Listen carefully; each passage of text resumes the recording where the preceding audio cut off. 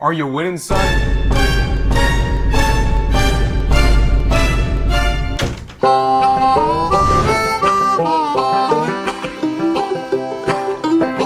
I was really popular in elementary school. I wasn't in any clubs, I didn't play sports, I wasn't that smart, but I kicked ass at Call of Duty Black Ops 2. For those of you who don't understand the hierarchy I'm talking about, in terms of clout in elementary school, everything else comes secondary to being good at a first-person shooter. Nowadays, that shooter is Fortnite, but when I was a wee little anthpo, it was Call of Duty Black Ops 2. So yeah, I had more than 1,000 hours in Call of Duty, but for good reason. Johnny calls me up, he's like, "Hey man, I need a carry." Yeah, sure, Johnny, let me just pop another nuclear down. That's charity work, baby! Now, it may not seem like it considering how much of a Chad I look like, but I've played a lot of video games, and I probably have about 1,000 hours in all of these games. Us, the Homo sapiens, capable of quantum physics. We have built rockets and launched them into space. We're on the verge of creating artificial intelligence that will take over this planet, and yet we would rather be playing Flappy Bird than indulging ourselves in anything else. But you know what? Screw quantum physics. Me and my homies, we hate quantum physics. But you know what we like? Anime cat girls. They make our dopamine go pew pew pew pew pew pew pew. I'm gonna be honest, I've been out of the gaming scene for about 4 years now. I'll occasionally play the popular title as it pops up, but that's about it. Hey guys, my wife's boyfriend said that I can't eat tonight unless I win this game.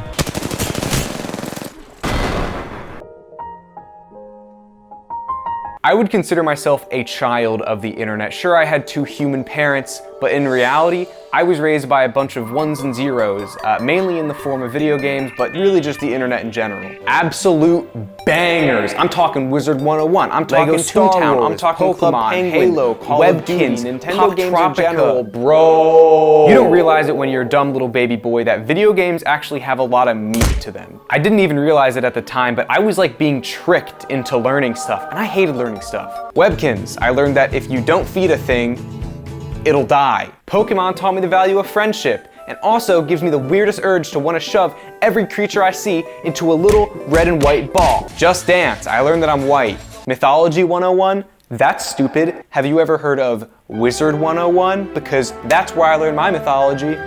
Game like Skyrim helps me understand the intricacies of world building, gives me a rich story to immerse myself in. Counter-Strike. Yo, does it hurt to pee for anybody else? Just on Wednesdays.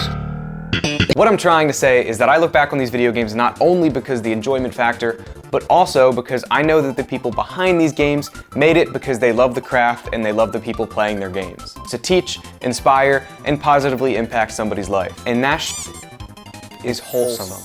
So I oftentimes think about what today's video games are doing to today's youth. Luckily enough for me, I have a younger brother that can tell me just that very thing. Can I leave my camera in your room? 5 minutes later. Briefly, I want to talk about Community, and not the show starring Donald Glover, but that show is really good. I'm talking about the community that comes with online games. I don't know how many of you have had an online friend group, but my online friend group has stuck with me for like 8 years, and they're just as close to me as my real life friend group, which might sound weird, but it's not, I swear. Well, I don't know where the fuck we're gonna get a vertebrae from.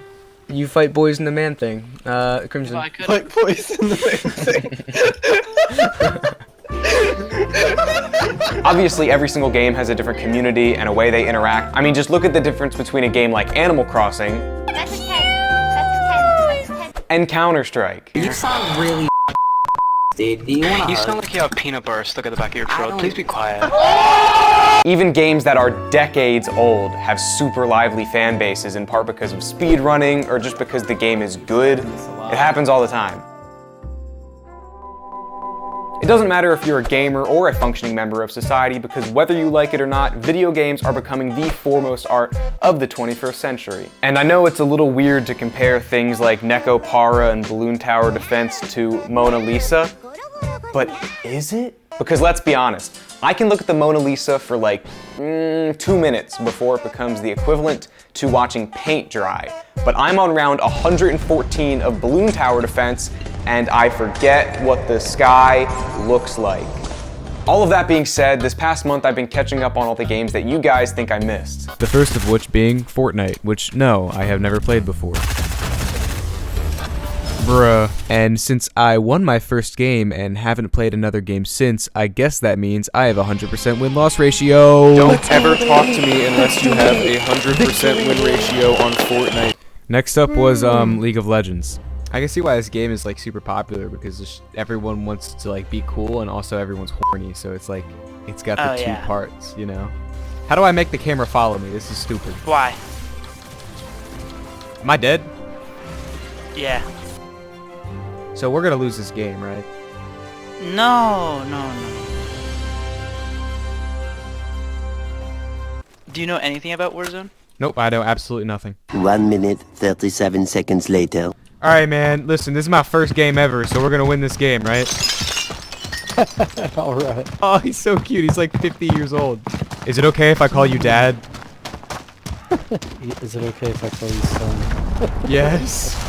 I found a dad. It's not on PC, but I gave Animal Crossing a try. My entire perception on storytelling changed with Red Dead Redemption 2. Here's my first time interacting with a horse. How do I get on the horse? Oh my god! Oh my god! I just punched him in the face! I just punched him in the face! No! Yeah. I also tried Valorant, which is just Counter-Strike 2.0. Alright, everyone get in the middle. We gotta go team. Bomb buddy out. I'll just Watch this.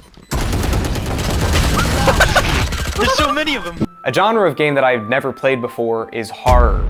And a lot of you were asking me to play horror games, and so I said, oh, what's the worst that could happen? Well, here's the worst that could have happened. I started playing Resident Evil 7 and got scared at things that weren't supposed to be scary. I don't like this. 5 minutes in, I then quit and then tried Roblox horror maps. Ah, Jesus Christ. Oh, God! After that, I gave up, and total elapsed time was 20 minutes. I thought I was done there, but then my uncle recommended Frogger, so I also gave that a try. This is riveting. I'll leave you with this. Here are a few games that I thought are very underappreciated in the grand scheme of things. I'll leave a quick little write-up on each of them in the description. For something so broad like video games, it's hard to put a number value. 5 stars! Yeah! And I only say that because Garfield Kart exists.